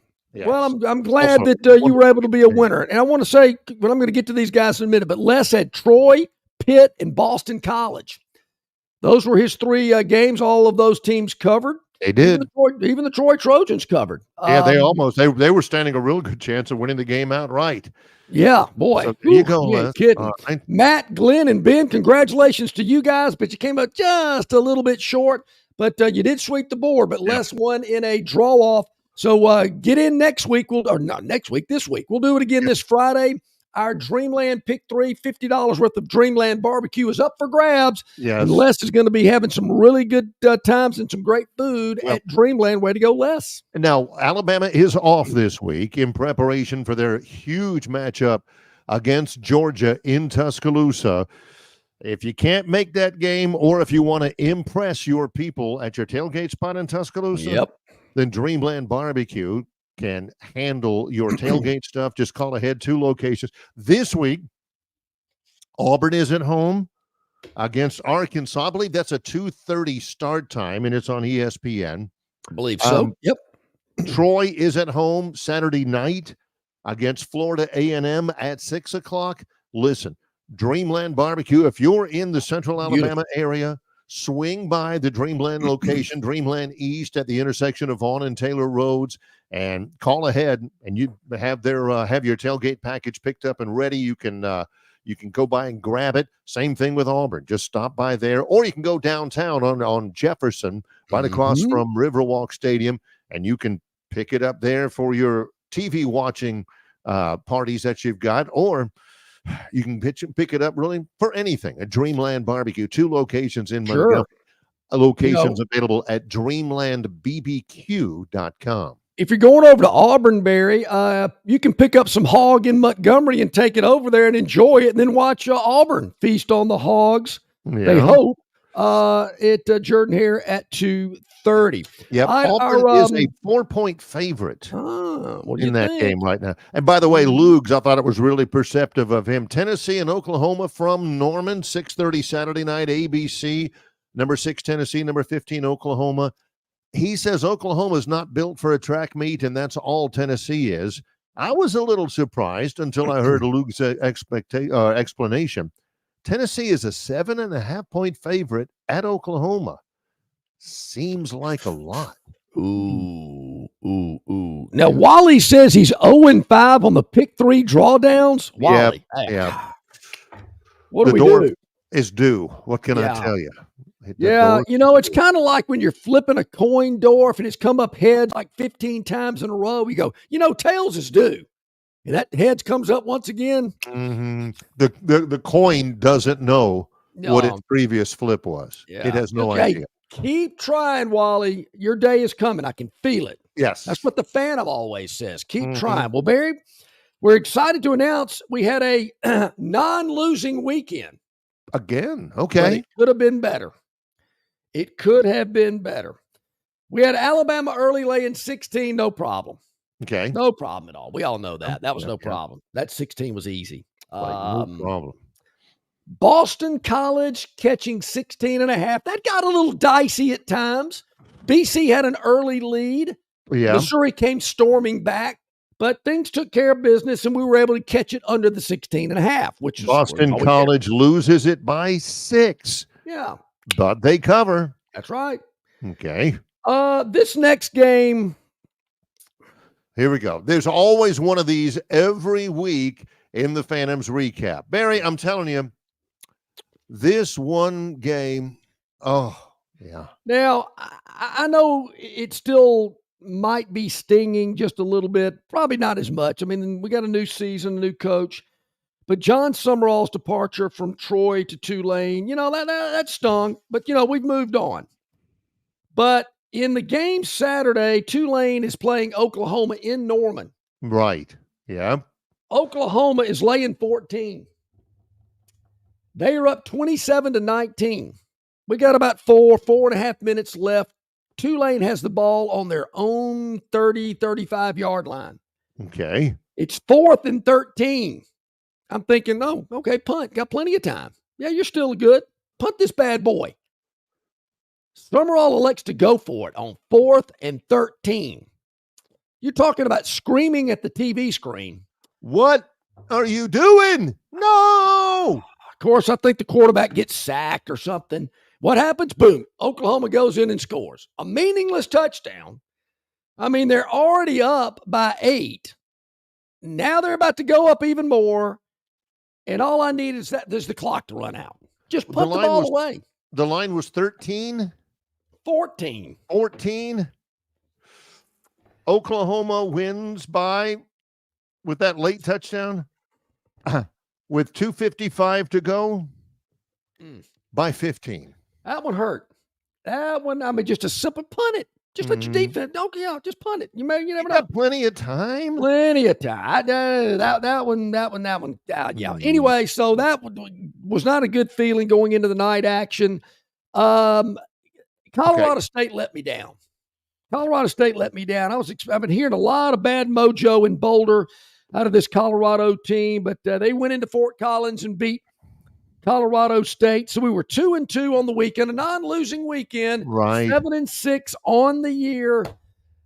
Could have been, but maybe I'm getting it back on that Virginia on the Oklahoma State game against Arkansas last week. Because I can promise you, karma. I deserved to cover that one, but we did. We'll take it. Yeah, Colorado. There was a great article earlier in the weekend. They got all these guys on NIL, Shadur and Dion and Shiloh are doing like KFC commercials and all this kind of. Yep. Sooner or later, they gotta start winning some games. Now they finally beat Colorado State. They beat them 28-9, and everybody's going to be back on them again and all that. And they're just not any good. Sooner or later, they got to be good. I don't get it. I'm with you. Sooner or later, you got to be good. That's what they say about the Phantom. But nonetheless, we're still over 500 for the year so far. So we're happy about that. I guess. All right. So I mentioned earlier, we got some legends out there. We got some new ones. You mentioned Kirk chiming in today as well. Yeah, in the chat Kirk, love him. Just moved in from Vegas. Moved from Vegas into the air. Love that. Crypto Capstone checks in. He says, and this has been a bee in his bonnet, a burr in his saddle for a long time. Can y'all address the laughable contention that is being promoted by UGA and the SEC that somehow UGA has won 28 SEC games in a row, all the while losing the 2023 SEC championship game? Can we say UGA wants to be on top so bad that they are willing to lie about the past games to try and get attention? Now, Crypto Capstone, this has frustrated him so badly. Part of it is because, again, just the theory, John, that somebody out there thinks that they're as good as Alabama, that they're as storied and proficient and hallowed as Alabama. Here's the thing, Crypto Capstone. Georgia has won 28 SEC games in a row, 28 games in Southeastern Conference competition. I mean, they have. That has happened. They've won. They've also, the other narrative in there is they've won like 40-something straight regular season games. Now, all that's true. If you don't like that, then you better root for your team in a week and a half. Yeah. That's, Georgia's, if they want to be on top, they're willing to lie about the past. That's no lie. I mean, that is the truth. They're just missing one word. They're two regular season games. Yes. So, they are really, really good. Now, the games, whatever, all that kind of stuff, you can, if that has irritated you, there's something that can be done about it in Tuscaloosa. Sure. 2 weeks from this past Saturday. And then the world will be set to rights or not at that point. Barry, this is an interesting topic about Georgia claiming they've won 28 in a row. Yeah, in regular season they have. That SEC championship game is a postseason game of sorts. So I guess they have won 28 regular season, but the one that really matters probably the most and stings Georgia fans is being eliminated from the college football playoff because you lost the SEC championship game last season. But Barry, help me out here. Well, is there also not a program out there that some people say claims national championships that maybe they shouldn't claim? Well, there was something on, and I didn't see it. I was listening to it. I may have misheard it or something while I was down on the front deck of our broadcast booth at Iowa, testing things out and getting things ready. Did Mark Ingram on big noon kickoff on Fox ahead of the Alabama-Wisconsin game, did he hold up a helmet or a jersey with the number 18 on it? Yes, he did. And I've seen a lot of those helmets, SEC Media Days, some certain graphics that say 18 on it. And I've had people say, Alabama's got numbers on the side of their helmets. Why 18? And Mark Ingram told everybody, y'all know why this 18 is on the side of the helmets? That's the number of championships Alabama has won. I saw that. To me, Mark looked a little over-caffeinated on Saturday. I know he's kind of hyper. I like it. But they got to reel this guy in because I could tell everybody on the panel's going, oh, wow, man, he is really, really excited. I'll just say it this way. If I personally, and I'm no Alabama fan, if I personally had a choice as a television programmer of Mark Ingram or Pat McAfee, I'm going Mark Ingram. Yeah, I'm with you there. Day. Yeah, I'm with you there. And he certainly brings some excitement to the broadcast. I will say that. Yeah. Mark is very well. I don't really watch Big Noon Kickoff very often. I don't really watch a lot of that stuff, but I did have it on and some stuff going on. And of course, they brought Platt down to let him have his take during the pregame, which I enjoyed his take on it as well. But it's all right. I just can't stand watching Urban Meyer. He just kind of Believe me, I can't either. Yeah. We get this from Chris the Bammer, who says that's bull crap, Barry. Nice. Uh-oh. Again, Georgia's really, really good, and Alabama's really, really good. Georgia claiming that hadn't got a thing to do with Alabama. Georgia has won that many SEC regular season games in a row. They have. I've got no problem with that. Alabama claims 18 national championships. There's nothing on the side of that helmet or the jersey or whatever that Mark Ingram showed the crowd that says Litkenhouse or Dunkel or Helms. You know what it all means? Absolutely nothing. Alabama claims a Dunkel national championship. Alabama claims a Litkenhouse national championship.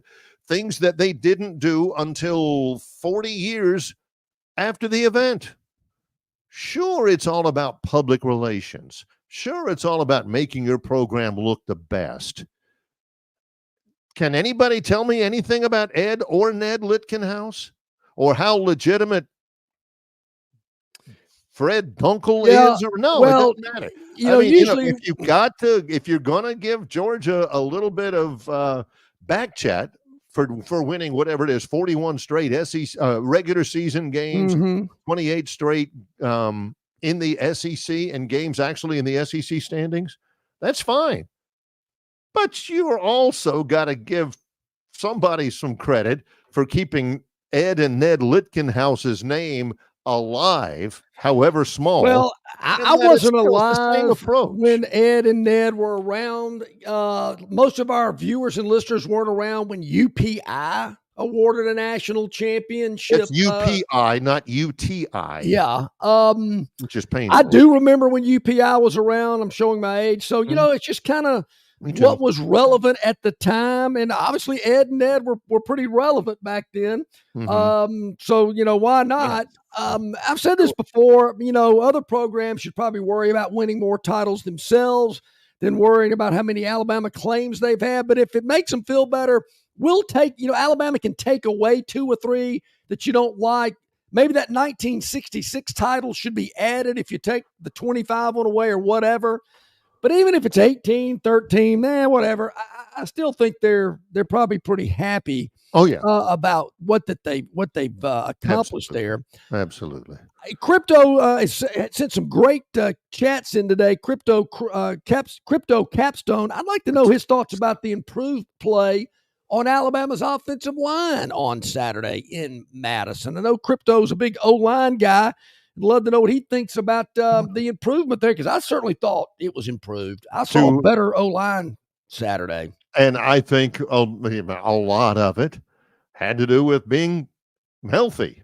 Yeah. On the offensive line. I think when you look at Tyler Booker, and Caden Proctor and Jaden Roberts and Elijah Pritchett and Parker. That's a pretty doggone good offensive line. I mean, they're experienced, they're big, they're strong, they're athletic and all that. That's the first time they played that offensive line. It's the first time they've started that offensive line. And I think he was one of the first ones to talk about how injuries, kind of have played a little bit of a factor. And now Jaden Milroe was kind of running for his life in the first one. The fact that they're healthier is a huge thing. So, yeah, to me, I lay it all at the shoulders of that, all at the feet of that, rather. I think that was a big, big improvement. As I mentioned in the first hour, I think they've got to improve along the defensive play, particularly against run. The run defense, I thought, was a little questionable. I thought Wisconsin ran the ball a little bit more than they should have. And then the young defensive backs, I get it. They're young. I know they got a couple of freshmen at corner. Yeah. But when you get into SEC play, that stuff has got to change. They cannot have that those type of breakdowns. And I know the numbers. I'm a numbers guy in terms of point spreads, but stats. 32. There's only about 2 or 3 of them that John ever even pays attention to at all. I remember 27 years ago or so, I dropped the line on Barry. Stats are for chumps. I'm not worried about stats.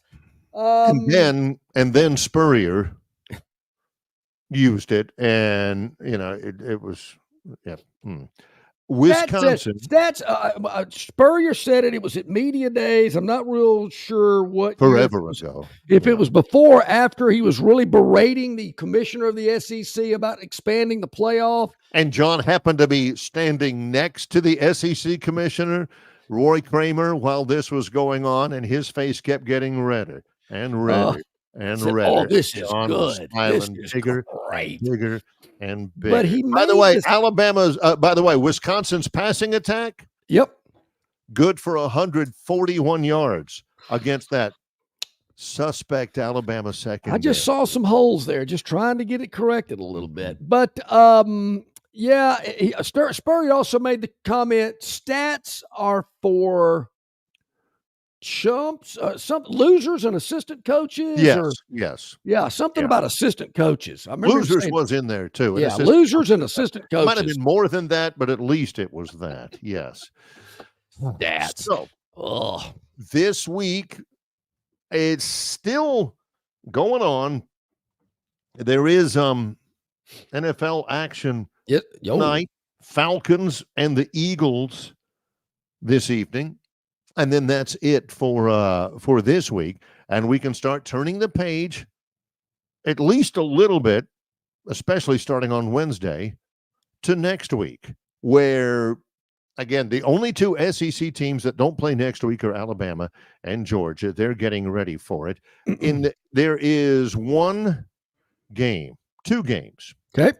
Well, no. Yeah, 3 games with ranked teams playing against each other coming up. A Big Ten matchup between USC and Michigan. Why in the world is Michigan still ranked? They win by 10 against Arkansas State. USC is number 11, Michigan number 18. It is a big matchup for USC in the Big Ten now. Very much so. They promoted the bejeebers belt out of it on CBS. It's going to be a CBS game. Southern Cal is a 6-point-ish favorite in that game. Number 12, Utah versus number 14, Oklahoma State on Fox Saturday afternoon. And then the one that we've already talked about with Tom Luganbill, John. Number 6, Tennessee at number 15, Oklahoma. That'll be a 6:30 start time, and that'll be on ABC. Some really compelling stuff. Before we go to our last break, I heard this as well. Bo lets us know that Luke Fickell educating his players and reporters on what an ass whipping feels like was spectacular. You could feel the emotion in Luke Fickell, Bo. He was not happy. He knew they got whipped in every phase of the game, and he was letting his fans and his players know it. Yeah. I even rewound and I went, that's old school. Let me hear that again. Yeah. Oh, it was great. Yeah. He's still got battery life in his remote after all of those years of rewinding Lacey Underall sliding down the slide in the pool on a at the country club on. Don't forget about the Basic Instinct scene when she lights that cigarette up. That's a pretty good We one. only have one more segment left live That's right. here. We've got it coming up next. Longshore and McKnight, presented by Bud Light. Shopping for a budget-friendly, reliable used car, or maybe a stunning new Chrysler, Dodge, Jeep, or Ram. Well, in Prattville, it's always a process that starts with the team of professionals from Stiver CDJR. Thanks to years of experience helping others in the local community enjoy premium service, low prices, and access to a wealth of amazing new and used cars, it's safe to say that Stiver's Chrysler, Dodge, Jeep, Ram is the name to beat in Prattville. But hey, just don't take my word for it. Experience the Stiver's difference for yourself. Prices that will not be beat, a huge inventory, and knowledgeable, helpful sales associates. See why so many happy car and truck buyers shop at Stiver's CDJR, where price sells cars and trucks on Cobbs Ford Road in Prattville. In sports, if you think joy only happens after you win, think again.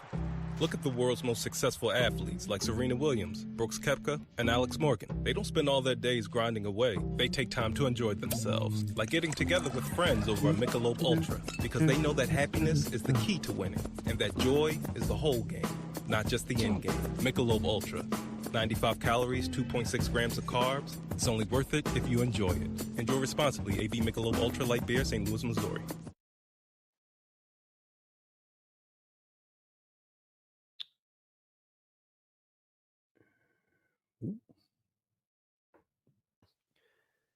Dixie Electric Plumbing and Air rallies for you. No matter the problem, Dixie will tackle it. Their licensed and trusted electricians, plumbers, air and garage door technicians are ready to win for you. From toilets to garbage disposals, circuit breakers to HVAC systems, Dixie never fumbles. Don't throw away your hard-earned money on second-string contracting companies. Score big with Dixie. After all, they are your biggest fan. Visit calldixie.com or dial them up locally at 262-2946. All right, here we are about 10 minutes or so before the top of the hour here on Longshore and McKnight, presented by Bud Light. Easy to drink, easy to enjoy. I think the off week comes at a good time for the Tide. Trip to Madison, got that under their belt. But everybody's been focusing on this game, the Georgia game. And I think we are going to know a lot about really both these teams. Because I think what we saw out of out of Georgia in Lexington on Saturday night has some people kind of scratching their heads a little bit about Georgia. Was it just one of those flat days? You do that against Kentucky all the time. I think it was really good, really smart of Luganbill to bring up this about the ability to run the football. Georgia, they've got to run the football. That's what they do. Everything they do is predicated on that. The team, is it too simplistic to say that the team that runs the football better is the team that's going to win the game? I don't think so. John mentioned earlier, he gave us, you still have your American Express pad in front of you with your top 10. He also has, he's done his work now. He's done his work. Those are his top 12. 12, yep. And I agree with most of them. Now, he also has his legal pad full of things about Alabama. He said that one of the things there, Alabama may be too dependent upon Jalen Milroe. Just do it out there. Which makes sense, but you really don't know until you hear from Robbie from Greenville. This is way up about 7:34 this morning. Robbie, who's normally not up at 7:34 in the morning, that's why I glossed over that. When Robbie says that the Alabama defense needs to improve versus the run, but the front adjusted in the second quarter and played better. Secondary will be tested versus Georgia. The offense spread it around, not dependent on one player like John thinks. They're not totally dependent upon him. And who knows? Maybe, God forbid, if Milroe goes out of that game for whatever reason, they could win against Georgia with Ty Simpson. Oh, really? Do you think they can? I've just said that just to kind of give somebody the bounce. I don't really believe it, but maybe they can. Who knows? I'll throw it out there. But I do think it's interesting that Robbie says the defense does need to improve against the run because Georgia is definitely going to try to do that. Wisconsin, which doesn't run as much as they have in the past, it's a lot more of a air raid kind of concept. Wisconsin ran for 150 against Alabama, but there were no big runs. I think Malusi had like a 21-yarder or something like that. That was the longest one they had. If Georgia runs for 150 against Alabama, I think Georgia wins that game. I don't know. 150. Yeah.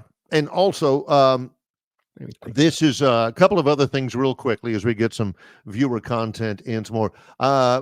Crypto Capstone says, take away 4 or 5 Bama natties. Bama still has double the natties of any program. The argument may have been valid pre-Saban. After Saban, Bama is still the standard of college football. I get that. I agree with that. Yeah, and I don't hear a lot of the national championship number talk. Yeah. Like we used to. Now that Saban reeled off all those natties, it's just like, well, I guess we can't talk about that anymore. And there again, who was around when Dunkel and Lickenhouse were here?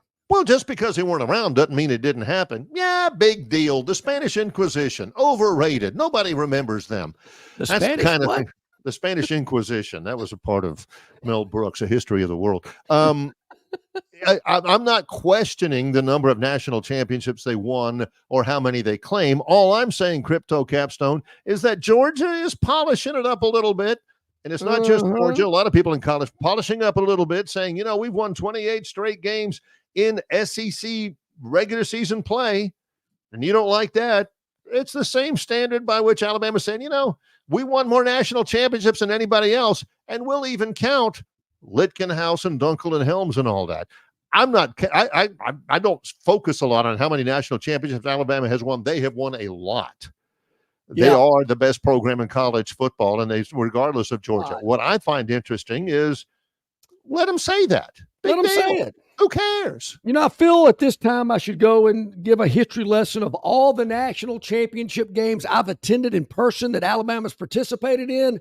But I know we're getting close to the top of the hour. We don't have enough time. Finally, hey, I also want to say this real quick, Barry. Okay. Hey, Wally, look in your email inbox. I just sent you a little note between you and me. So look at that because I need you to respond to it. So I can get something to you. Okay, Wally, there you go. Kirk, who's been very active, love his participation. Love this guy. He says, what happened to Eli Gold? Did he retire? I thought that he was like Vin Scully is to the Dodgers. Here's my Vin Scully. Yeah. I keep this with me. Biggest fan there is on the planet. Eli, he was no Vin Scully. Yeah, well, Eli was, and I like Eli a lot. I think he was underappreciated by Bama fans. Some of them, got on him on a regular basis. Didn't like the way he went out. Now all of a sudden, So anyway, he retired. He was asked to retire. He had some health problems, and they thought he would be not up to the rigors of it anymore. He thought he would. So there was a disagreement there. Theoda said Eli claimed to be an independent contractor for over 25 years, and in the end found out he was correct. Yeah, a lot of people in that business. I'm not. I'm a Troy employee, and I'm blessed to be that. Not many people are employees of the school. Chris Stewart is an independent contractor. Danny from Margaritaville. He's there again. Yeah. Great. Danny likes the natty talk. That is one of his favorite subjects. I'll just put it this way. I know we got to go here in a second. Yeah, I just think Eli kind of worn out his welcome. I mean, he'd had a great run, but it was time for something new. I think Chris Stewart's phenomenal. I do too. I've listened to him just about every game so far this year at some point in time. I think he does a great job. And I just think it was time for Eli to move on. I just don't really like the way Eli left. I think he was kind of bitter about it. He didn't take it well, but it's Alabama's decision. I mean, that's what they wanted. They wanted to make a change. And I think he could have exited a little bit more gracefully. He was not very happy about it. I will say this about Chris Stewart and Andy Burcham. Not this week, but next. The weekend of the 28th of September, Alabama hosts Georgia, and Auburn will host Oklahoma.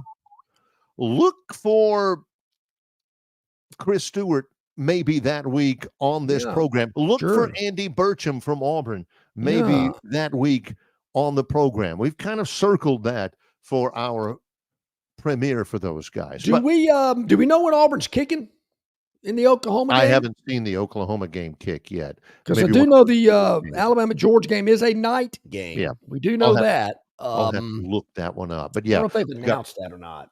Plenty of content coming up with that. Our thanks for the content provided by Tom Luganbill. Always great to get a chance to talk with him and get his commentary in. Tomorrow on the show, it'll be Brian Matthews from AuburnSports.com. We'll also talk with Travis Ryer from Talking Tide and a whole lot more. Yep, we got a lot going on tomorrow, a lot today. We really appreciate Luganbill, as Barry just mentioned. Hey, listen, if you missed any of the show, no problem. You can go back and watch it anytime you want to. Just go to YouTube and search Longshore and McKnight. It's also available on Spotify. You can download it and listen to the podcast if you're out running or in your car or whenever it's most convenient for you. We're trying to make it easy for you, the viewer and the listener. So many options there for you to be a part of what we do here. And we greatly appreciate your support. Please hit the like button, hit the subscription button. It really helps out a lot. It helps us bring you more of what you check out here each and every day with Longshore and McKnight. He's John Longshore. I'm Barry McKnight. Thank you for checking us out. Longshore and McKnight, presented by Bud Light.